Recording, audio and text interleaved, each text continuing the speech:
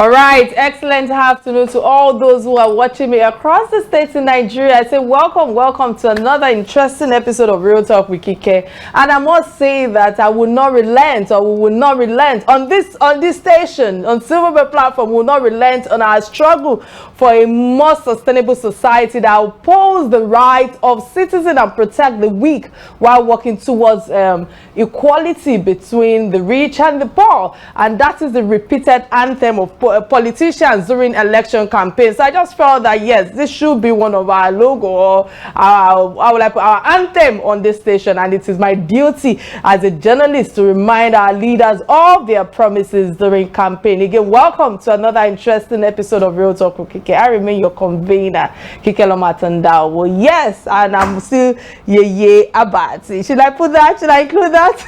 All right, yeah. All right, guys. Let me hold my breath. I think it's important for us to hear what On This Day in History segment asks for us today. Stay with me, and I'll be right back.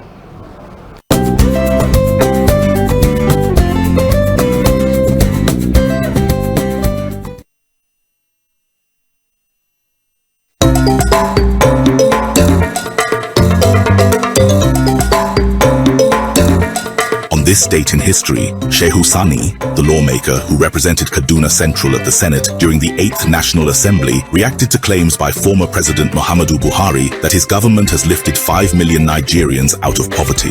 The senator, in a tweet on the day, said, "If it is indeed true that the present administration has lifted such number of Nigerians out of poverty, then it must ensure that those people are safely camped away from bandits, herdsmen, and insurgents."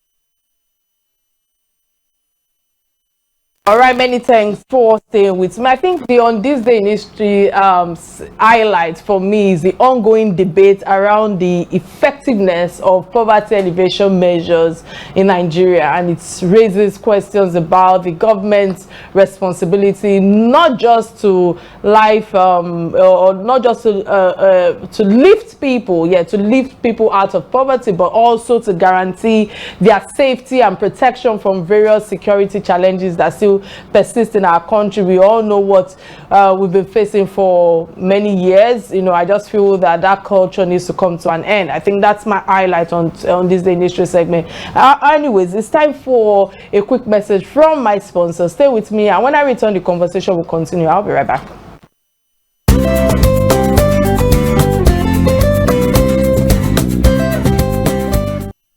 All right, many thanks for staying with me. The breaking news as at today is that NLC suspends strike, and President Bola Ahmed Tinubu met union leaders on the first day of the nationwide strike called off by the unions to protest against a fuel subsidy removal that has led to higher pump price of petrol, and the head of the main labor federation as well. While the reforms have been welcomed by investors, union says that they have led to soaring costs at a time when Nigerians are already grappling with the highest inflation in nearly 2 decades. And the meeting, took place yesterday as hundreds of placards carrying protesters led by union leaders marched in the capital of Abuja, and of course in other states where unions of officials, handed a petition to the state government detailing some of their grievances. And I think prior to this protest, let's recall that the president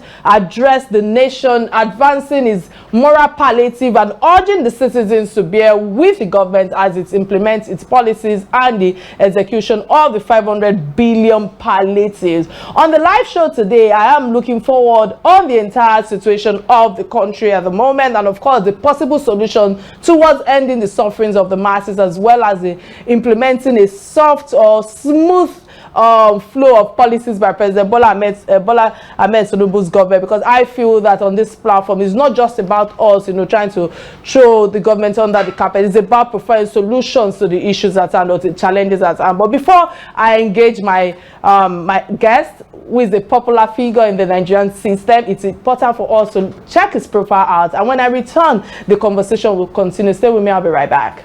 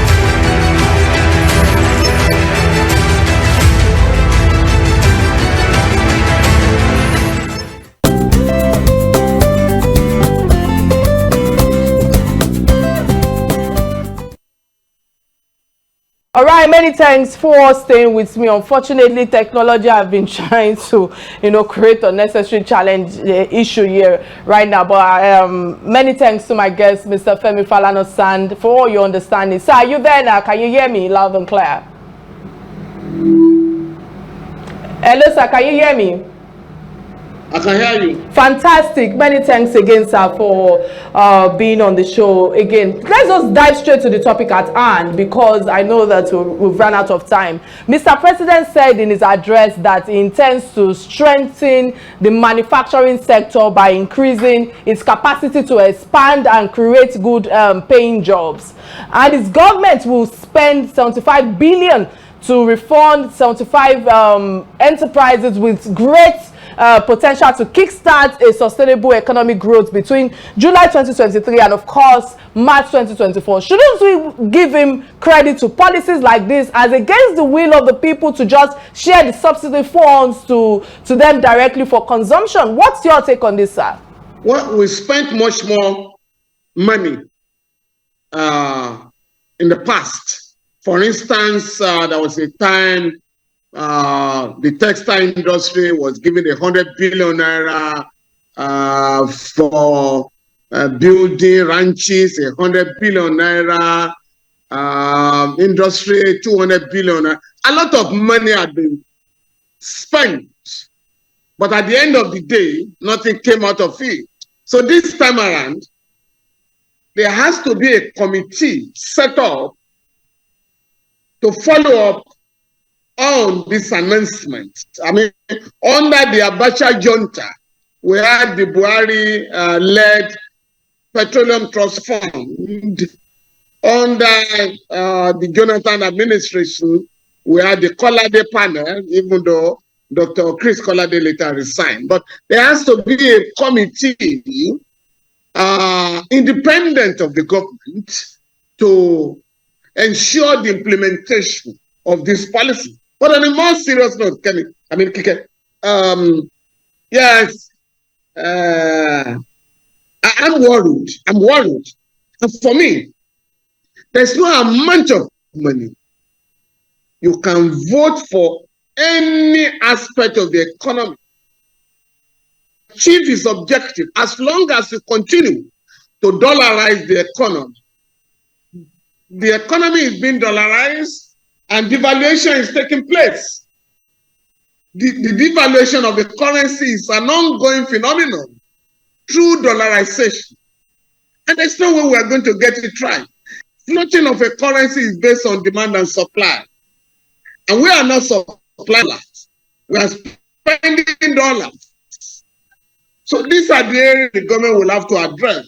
If you want the money that you are going to vote for the revitalization of the manufacturing sector to be meaningful. Otherwise, we are not going to get anything out of it. Not going to be, no, they're not going to have any positive dividend. Many thanks for that insights right there, and I understand you're worried. We are all worried, and I appreciate the fact that when you addressed the protesters yesterday, you said no world organization can help us, and I agree with you completely. My question is, over the years, we have always had governments that depended on foreign loan for economic development. How can this be different with what you've just shared? That's my first question to you, sir. And the second one quickly is the fact that you stated as well that international oil companies owe Nigeria $62 billion, and that we as a nation can collect $200 billion. I would like you to expatiate this further for clarity to Nigerians, because I was trying to actually struggle with a statement. Can you help me, sir? For instance, apart from Nigeria, there is no oil-producing country that imports fuel or petroleum products. We are supposed to be refining petroleum products and export them and earn revenue. That has to be addressed by the government. Happily, the president said yesterday in his meeting with the labor unions that by December this year, the Port Harcourt refinery will start operations. We want to know when the Warrior and Kaduna refineries will start operations, because a lot of money, $1.4 billion, was voted for those two. While Port Harcourt refinery, I think $1.5 billion was released for that. Dangote refinery in the country has invested $2.7 billion. So we want to know when these refineries will become operational and we can refine crude oil in Nigeria and export petroleum products. But on the money owed the country, I have submitted the letter to the government, and I just mentioned one of the oil majors, and this was based on the judgment of the Supreme Court that for 18 years, Nigeria did not collect appropriate royalties under a law that has not been repealed. And so, and I have not been challenged. I have made this point over and over again. The former, immediate past Attorney General, Mr. Malami, wrote to the company to pay the money, but then the Minister of State, former Minister of State, Mr. Chimpre Silva, said, oh, nobody, those companies cannot pay that huge sum. We're going to negotiate with them. Okay, how much have you collected from them? That's number one. Number two, in December 2018, Mr. Kabuize, the Director General in the Office of a Budget Office in the Presidency, did accuse the CEOs of government parastatal, enterprises, of withholding 10 trillion naira.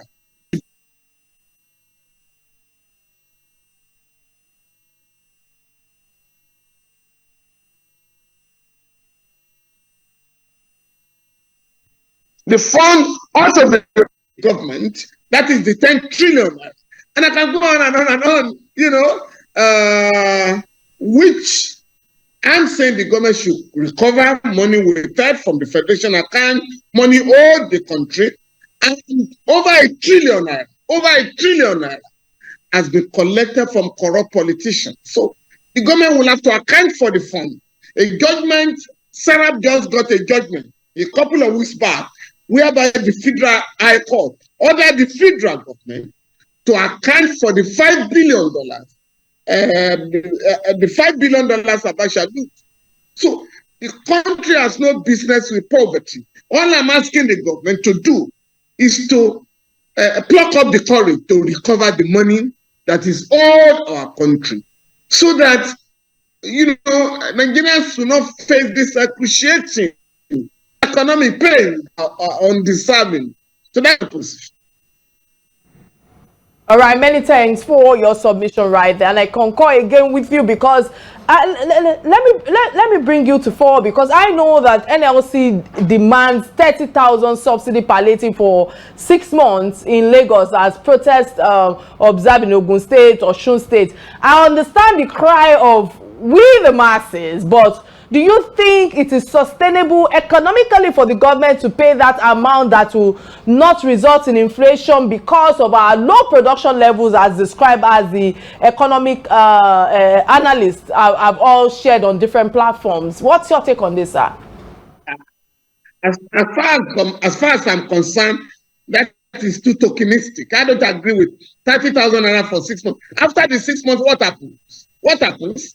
I think we must be very honest with ourselves and fair to our people. What do you mean?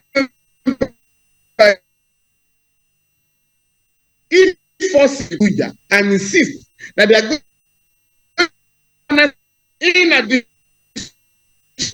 for take care of themselves, that is 110 billion. If you divide that money, 410 constituencies, you're going to have 305 million per constituency. That's not enough. That's not enough. And let the government prioritize. And so far, Nobody in government has made any sacrifice. Former governors are still collecting scandalous pension in the country. Those who have been appointed as now, and some of the former governors in the legislature, are going to be receiving double salaries. Salaries as sitting legislators, pension as former governors. You cannot do that if you are saying that our country is broke. You can't be buying exotic cars while you're asking the poor to tighten their belts. The rich will have to be challenged by the government. What you call subsidy, and I've made it point with the neo-colonial capitalist system, that's to the rich got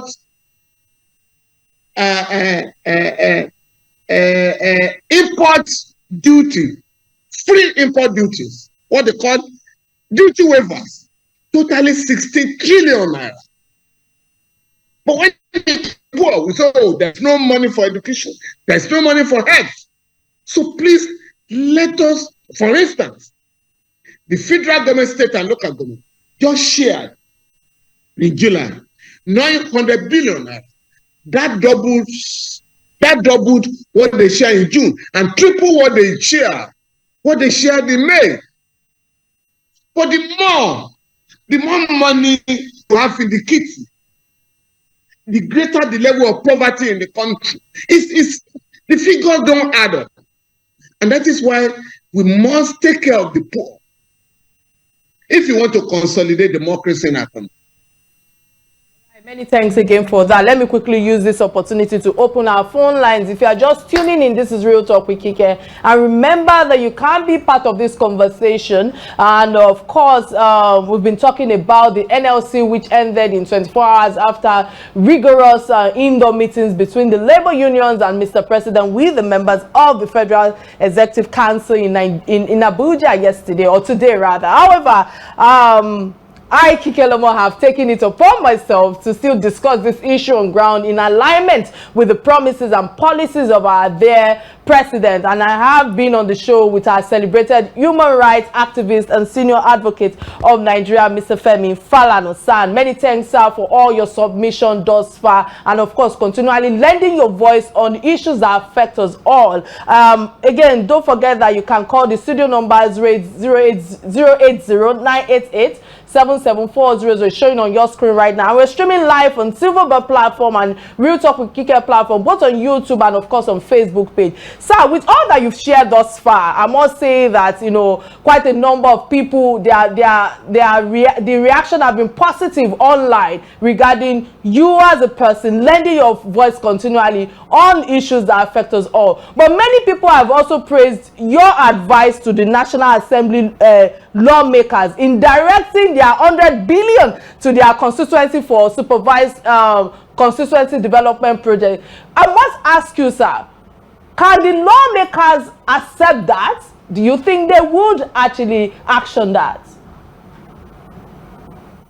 They will not accept mercy, but the people voted after us. And we are going to start with Lagos.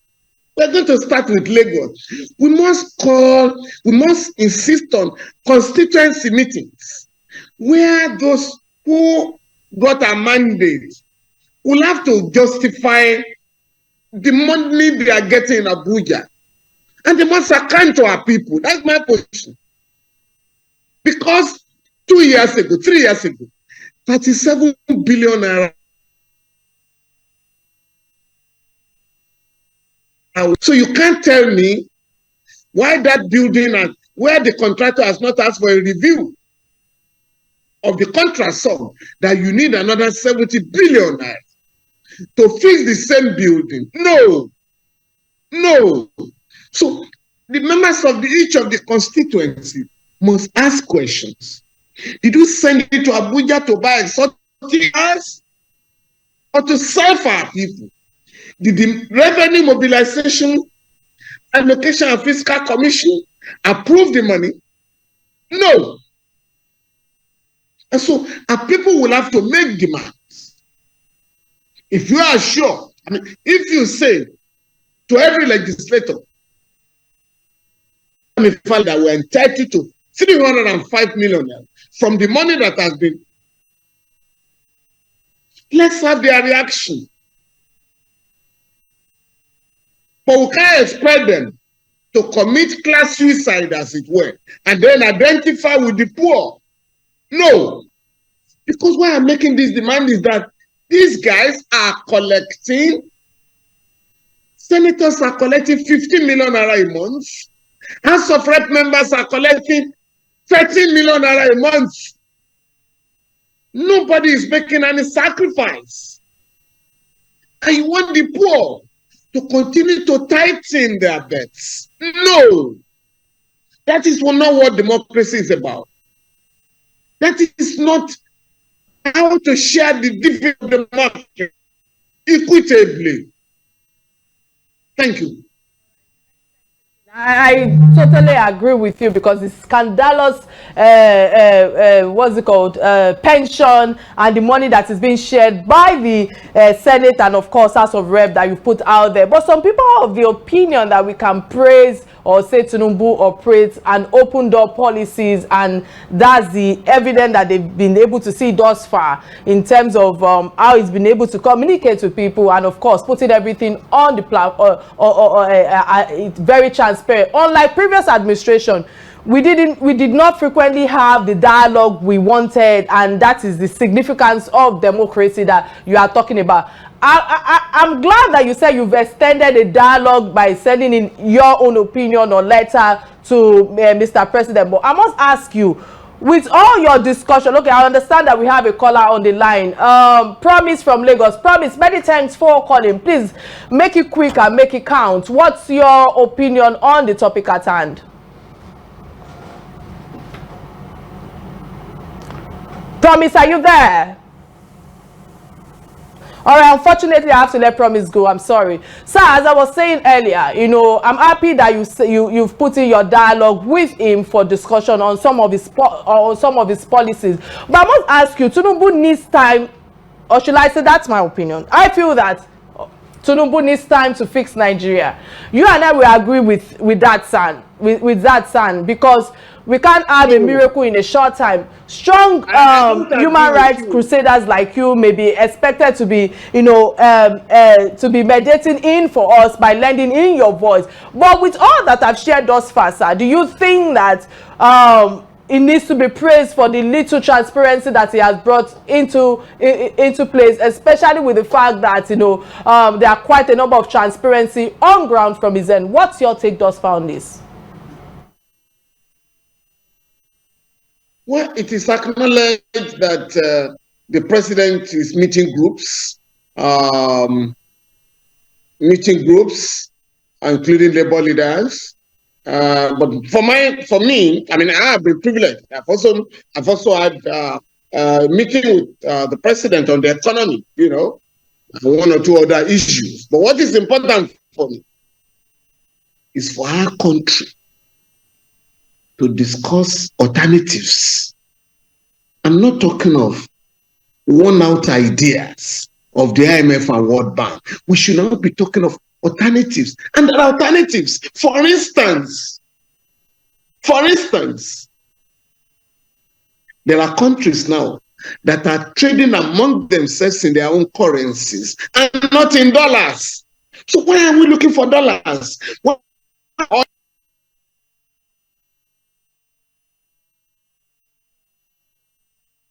When they have to go and change into now, it's for me, it's economically unwise. And there are countries now that are saying, we're ready to buy your oil in Naira. Because they are buying oil and gas in rubles in China, I mean in Russia. So why are we punishing our people by looking for dollars to pay school fees in some schools in Nigeria, to pay rents in Ikoyi, VI, and Maitama and other places in the country? Why? The legal tender in Nigeria remains the currencies printed by, issued by the central bank.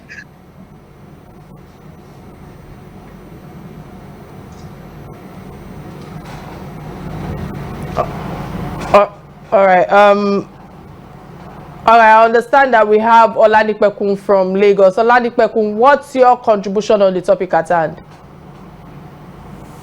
Yes, my concern is according to what once we are all looking for Fani is making once we are all looking for dollars, we're not going to get it right. Why should I be looking for dollars in my country? And that is why we're in trouble. We are Everybody's looking for dollars. That is the only problem I saw that we're having right now.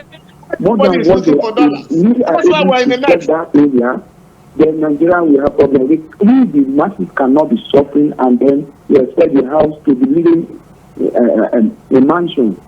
They need to talk. Let us resolve that area. NLC need to resolve that area. They should just concentrate on that. Then we have enough money to build our refinery. All right, many thanks. Refinery should be working at the same time.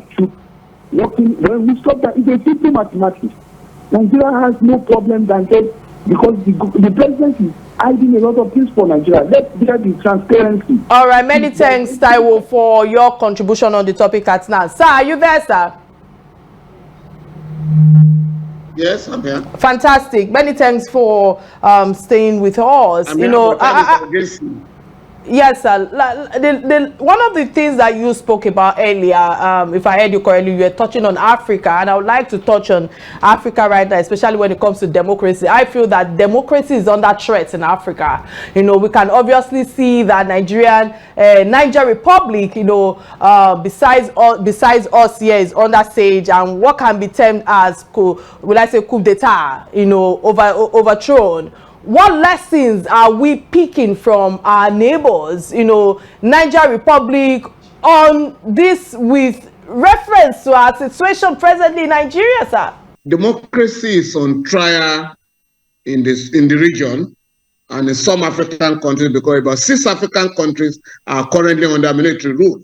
In the 70s and 80s, we fought against military dictatorship and sent soldiers packing from the political arena. Now they are coming back because they are alleging that the civilian governments are not better than military rulers.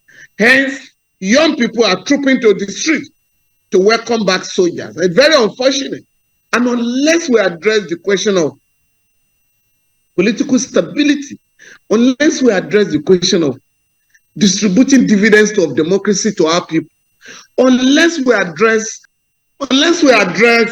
how to get our people to enjoy the dividends of democracy, they are going to lose hope in the democratic process, and they will embrace military dictators. So I can understand the position of the leaders of ECOWAS in trying to launch an attack on Niger Republic, but that would be suicidal. And I have suggested that more stringent sanctions be imposed on that country. But we cannot engage in a war now. More so that when the elected governments in Mali, Burkina Faso, and Guinea were overthrown, ECOWAS did not declare a war. Secondly, Niger is currently helping Nigeria to fight insurgency. So we must consider our own strategic and geopolitical interest in this struggle against military dictatorship in Africa. And also, we must all realize that the military is usually invited by the recklessness of civilian government. For instance, about 3 heads of state, the head of state of Togo, of Cote d'Ivoire, and Senegal, have refused to allow ECOWAS to fix a time limit for president in the region. So once you have people who manipulate the constitution of their countries to have 4 terms or limitless terms, and then attack opposition politicians, kill some of them, arrest and detain some of them, we cannot but have people who become despondent and frustrated and look for alternatives. So, and this is why we are in a mess. But what is important for me We must fight the IMF and World Bank that are imposing through our rulers economic policies that are making our people poor, that are driving them to poverty. Secondly, we must respect the human rights of our people and operate under the rule of law. Once you can address political stability in the region and address poverty that is tearing our people apart, then you can forget military rule in the continent. But as long as there's no political stability, as long as you have rulers who are not prepared to respect the democratic rights of our people, it's going to be difficult to fight military rule in the continent and in West Africa.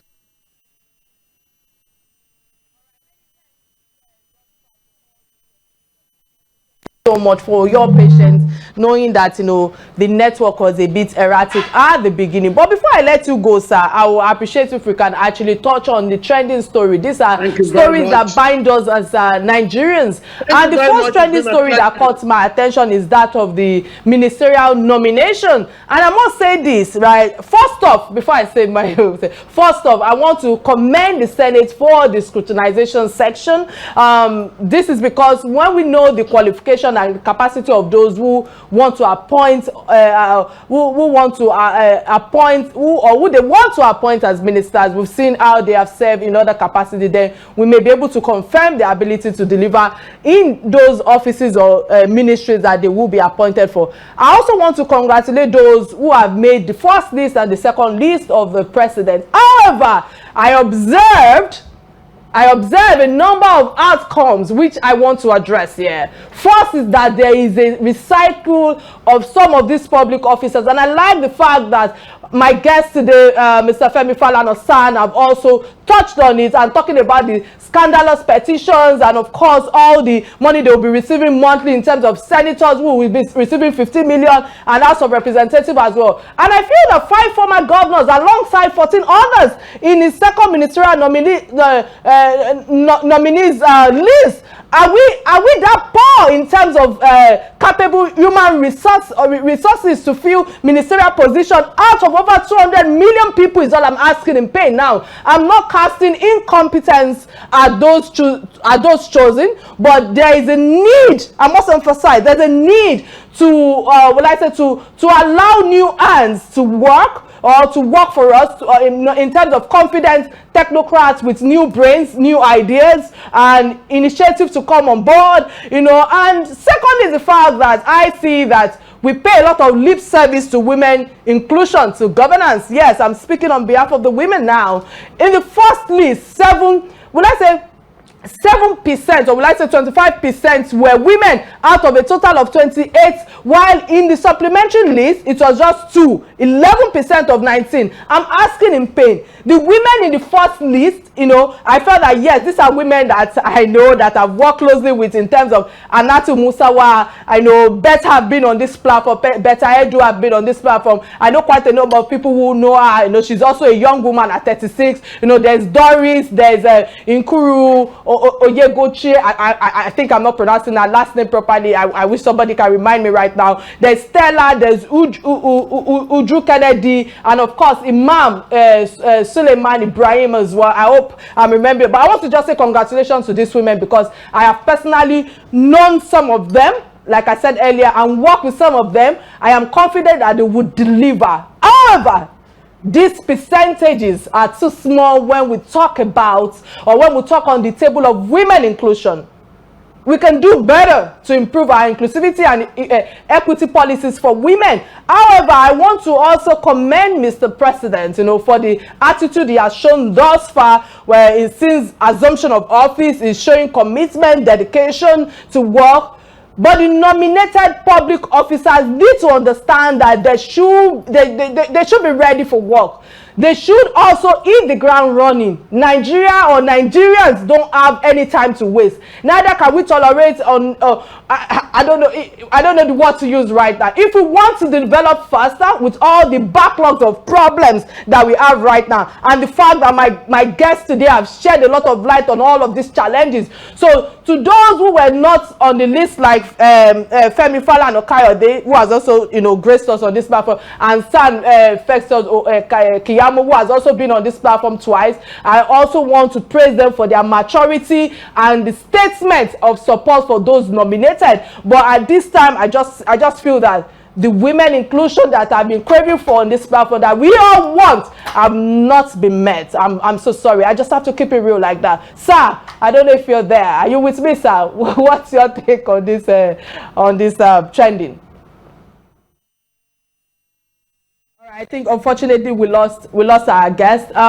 Let me quickly touch on the second trending. Let me quickly touch on the second trending story, and that is so unfortunate for me right now. Is the lady doctor who died in elevator accident yesterday. First off, I pass my condolences to the family of the bereaved and all those who have suffered similar fate in our system. However, I feel that reading this news, and reading it all over, the family will the family, they say, will get compensation. Government launches inquiry into mechanical failure of the elevator. And I asked myself when I was reading all of this online, why do we always leave campaign after election? I ask him pain again. Why do we always cry after the milk has been spilled? I really do not understand why I'm Nigerian. Now the family can be paid millions for the soul of the lost one. How much money can life buy is what I'm also asking right now. If the doctor was alive, will a life not worth more than 10 million naira? I ask him pain. The doctor that would have saved tens or thousands of millions. I don't understand. Who did this to us in Nigeria? And I feel that the Nigerian hospital too, doing their own routine call of duty, have been seeing all sorts. What could have been averted with a periodical turn around maintenance and proper management with around 1 million naira or lesser amount has now cost us. And God, I don't know why we waste lives in this country, and I feel that right now no amount of money will suffice for a lost soul, a doctor with a shining career ahead of her, just because we fail to do the right thing in this country. That's the reason why a lot of people are suffering right now, and it has to be that they have to lose their life. But I want to touch on two problems that I saw while reading all of this, and the two problems for me is, one, there is no enforcement of standards and regulation when it comes to building and construction in our country. That is why we keep having building collapses and all these fatal avoidable incidents, just like this what's it called, this elevator. See, something similar like this has happened in my own before. I really don't want to touch on it, but elevator just hanging it because there was no light. Just imagine that. And the second angle of this for me is the fact that we lack proper maintenance culture. Who did this to us? In a developed countries, there are infrastructures that are over 100 years old and still well maintained, servicing public use, and they are not recording frequent accidents like this. I travel often, and I wonder when I engage people and they say this building has been here for 100 years. It is either the money set aside for maintenance in our country has been stolen by one or two officers or the other. I don't want to, I lack diplomacy right now, because I have to say it as it is. I just feel that may God save us in this country. Our death is in our hands. I'm holding everybody accountable. Not only the government, our death is in our hands. And the reason why I'm saying that is because we all need to check ourselves in our various professions, whether we are not cutting standard or whether we are doing the right thing. When we answer our own conscience, then we can talk of improvement or improving as a community of sane people. It's just unfortunate that somebody have to die, and at the end of the day, you'll be hearing that they are donating millions of money to the family. Will the money bring the dead back? May God help us in Nigeria. I think this is where I have to draw the curtains of the show. I'm sorry. All right. Till I come your way next week, remember to be kind to one another. and be safe, stay safe. And I want to use this opportunity to say many thanks again to my guest, Mr. Femi Falana, for creating time to do this with me. I truly appreciate, because I know that he's a very busy man, but he created time to lend his voice continually on issues that affect us all. I just wish you and your family the very best, Mr. Femi Falana, on all that you've been doing. And I pray for longevity for you and your family. I think this is where I draw the courses of the show. Bye now.